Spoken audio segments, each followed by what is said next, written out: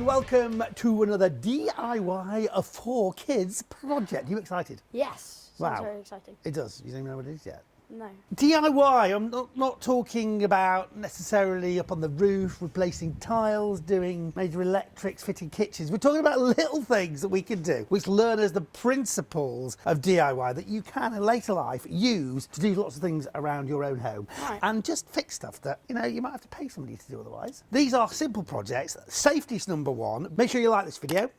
Make sure that you subscribe to the channel and also set your little alert. What do you think we are going to do? Because I realised that last time it got a bit complicated. So Right. I've decided to go back to a few real basics, but teach you today a really important principle of how you build things together. So see if you can work out what we're going to build. Okay. The total sum of our bits today is that. Right.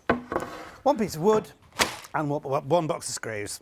So I'm going to give you a clue as to what we're going to make. We have a plate, very good, an apple, a candle, an egg, and a chocolate bar. So what do you think we're going to make? Using all those. Yes. If you get this, I'll give you whatever video game you want.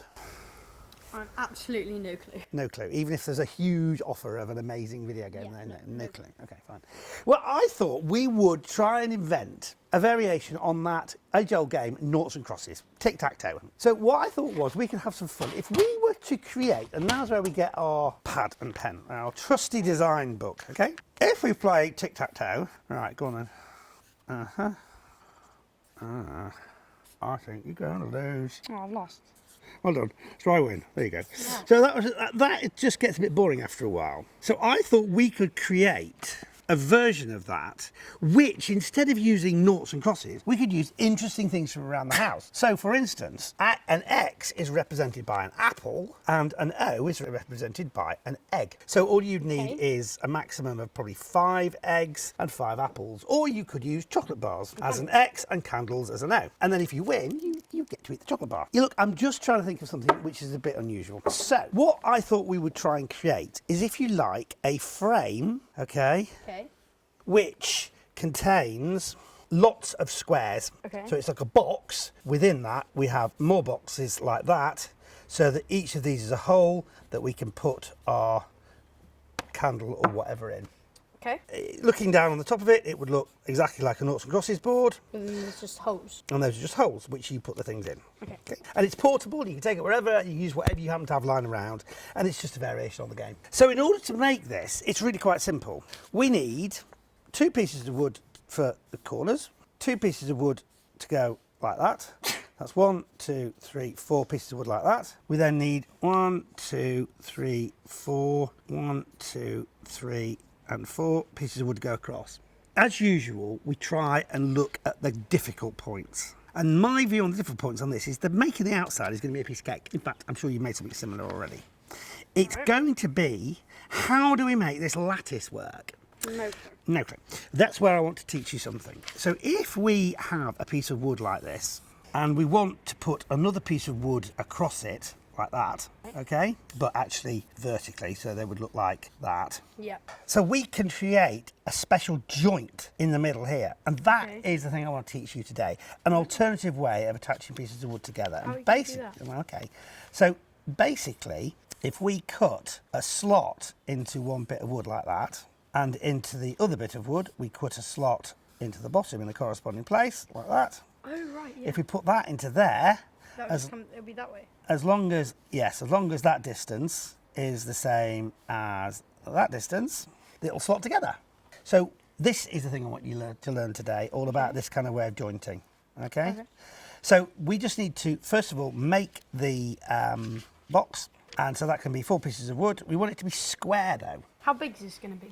Well, I've got this piece of wood, so we'll make it as big as the piece of wood can allow. The thing I'm not sure about is exactly how long these bits need to be. 2 are the same, and then these ones will be slightly shorter. So let's look at our piece of wood. And we've got to try and make this one piece of wood, which is actually a very old piece of something else I wanted to learn. The next thing I want you to learn is all about different kinds of wood for different kinds of things.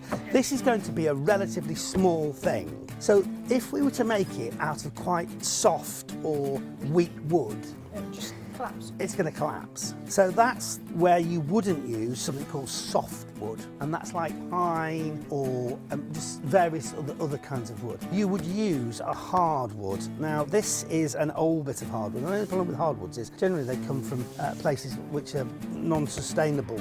We don't do that anymore. You have to make sure that you buy sustainable hardwoods, or oak is an English version of a hardwood. Right, this is mahogany. This would come from the tropics and foreign places. But this is an old bit that I've got, and as we've said before, we're trying to use bits of stuff that we've got lying around. So this one piece of wood, we're hoping, will create everything we need. So I reckon out of that, we could get 3 strips, which we can then cut into the bits we need. So I'm going to help you with that, with my circular saw. But first of all, you need to decide exactly what distance we need to measure. It's 19.2 centimetres. That's a really terrible number, isn't it?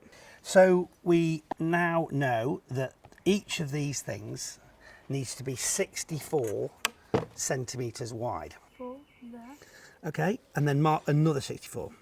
So just to tell you, this is our ruler, and these are centimetres, and then each centimetre has 10 millimetres, obviously. So Scott just marked 64, which is exactly 0.4. there. So if you mark 64 at that end, and I'll get a very long piece of wood,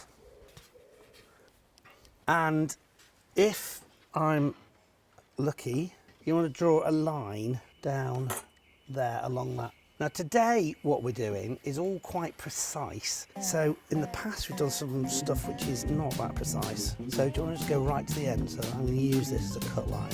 Okay, and take it away. So I reckon that is high enough, don't you? Yeah. So we can create what we need out of this one bit of wood. But what we need to do is chop it. Okay, so I reckon this needed a bit more thingy. So I'll just sketch this out. This is our 2 sides, and these are our 2 other sides. In order to make this square, which is 10 centimetres by 10 centimetres, okay, so that is square, we need to have, if we're going to construct it by the screw in there, and a screw in there, and a screw in there, and a screw in there, we need to have 2 pieces which are slightly shorter. Okay, so we need, so those are the same length as those, so that's 1, 2, 3, 4, 5, 6. So we need 6 of these lengths and 2 of the longer lengths, okay? So that's convenient, isn't it? Because if we are now to cut 2 of these first before we slice it up, we will be able to get 1, 2, 3, 4, 5, 6 out of that. So the thing is just thinking about it before you start, and then we just need to have the 2 longer ones. So out of this one piece of wood, we've got to make sure we can get what we need. So we now need to work out the sizes. This is for the short ones, 30.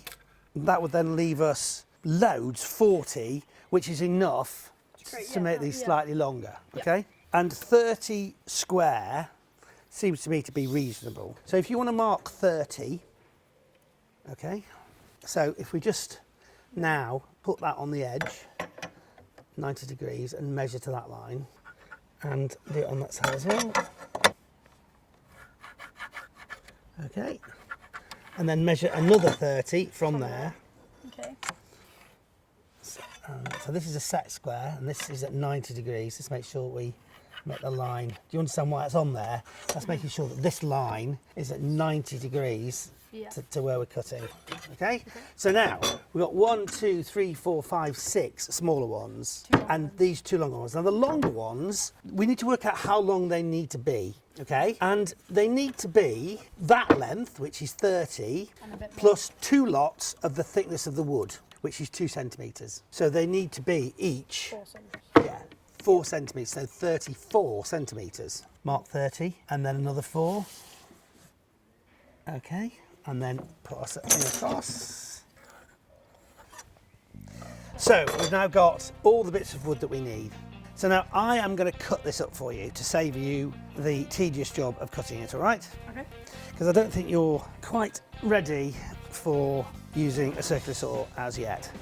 So I'm now going to cut the long distance first.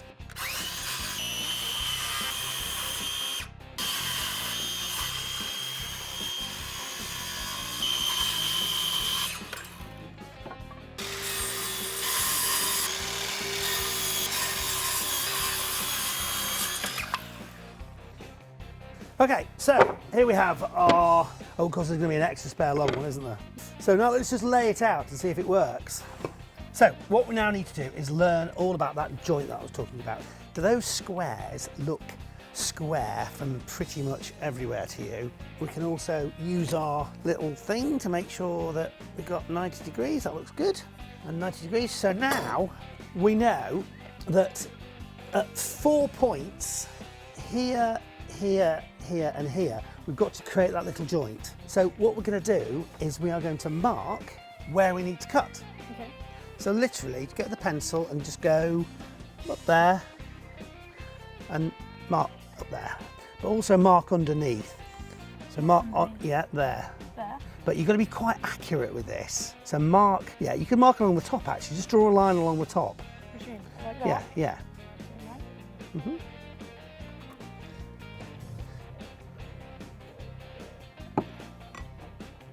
So now we know we're going to chop out. We're going to chop out here and we know we're going to chop out there on those ones. We need to go halfway down. Okay. So that's 64. So half of 64? 32. 32. So do you want to measure 32? It's 32. Yeah, okay. Yeah, okay. And 32 there as well. So we now know those have got to come out. And we need to do the same again here. Okay, so those two can like that. So these two, we're going to try and chop Like that. there, like that. So just lining up those Why do you need things to do that? because we need to mark again where we're going to chop. So try and make it that it's parallel. So it is, I'm only being a bit funny about this because it is really important that we get these joints right, otherwise it'll all fall apart. Oops. Great. So we've got all our things marked. Now we've got to cut out these little whatevers. This is where we use some old-fashioned stuff. Okay, this is called an angle block, and this is a very special saw because, as you can see, it's got really fine little teeth on it. So it's really good for doing very fine kind of cuts. So this enables us to chop at 90 degrees, as in across the wood straight, or we can use it to cut at an angle, and that's 45 degrees. So when you're doing joints, you might want to use angles so that then they sort of come together and look quite neat. But in this case, all we've got to do, and this is going to be a bit of a tedious job, is put it in there. If I just show you, line it up with that line. So what you can be really careful of is that you only go down to the line we've drawn, which is why it's really important where we've drawn the lines to. Okay? So do you want to cut out the others? Yep. That's it. And just keep watching that line. Stop. This is the way this kind of stuff is. It's really fine work. So you just have to be really, really careful. Now, most of the stuff we made so far is just like, yeah! But I think it's quite useful just to learn a little bit about doing it in a little bit more fine fashion. So you chop that, and I'm going to then go and get a chisel.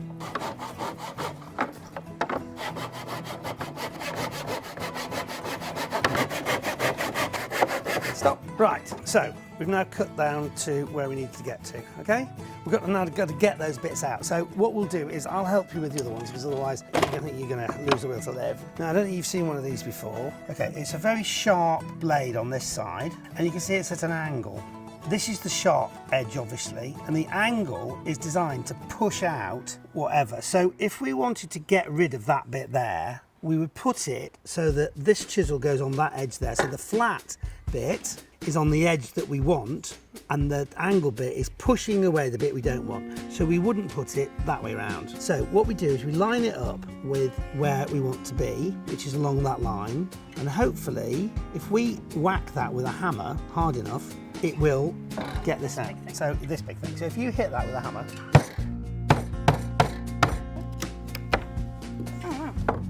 so that's come out. Boom.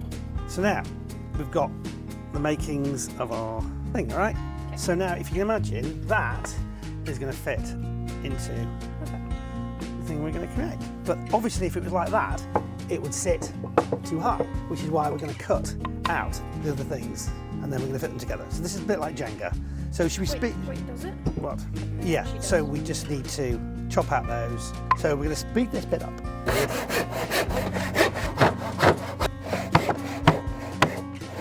It's pretty smooth.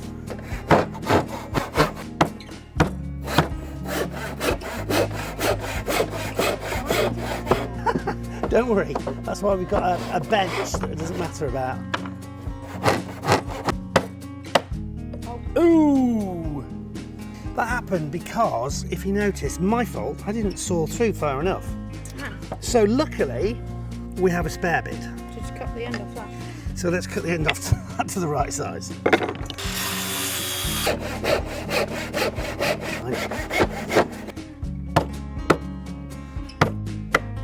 Great. So now, hopefully, the moment of truth. See that you want it to be as snug as possible. This is where I was talking about how critical measuring is. It's critical.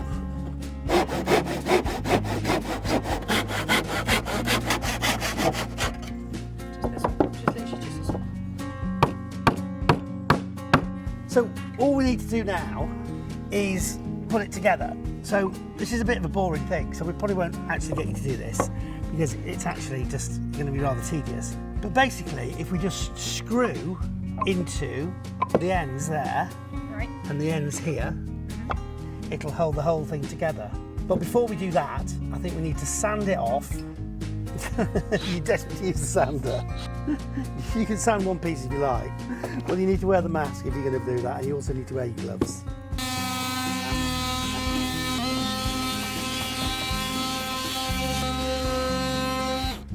But that's going to be a bit of a tedious job, so we'll finish that off before we go any further, because we need to actually do the sanding before we assemble it, obviously. Yep. We'll build it. Let's just do the final test, which is to check whether or not the things fit, and they do. So you can see how this is going to work. And it's going to be a really fun thing to have. You can carry it around, you can lay it down on the table, and you can play a simple game of noughts and crosses. It's an interesting little project. The main thing about this one was learning about that joint and the importance of accuracy when it comes to those kind of joints. You can see the difference it makes if you don't quite get it right. But the general principles are there. I hope you enjoyed that. Did you enjoy that? Yeah. Learn a few things, which is always good. Make sure you join us again for more DIY for kids. Like this video. Subscribe to Martin Roberts Property Tidbits for more general property and DIY advice, and set your little alarm. What's it called again? Notification A bell. notification bell, so you can hear when more stuff like this is up there for you to enjoy. But for now, look after yourselves and thank you.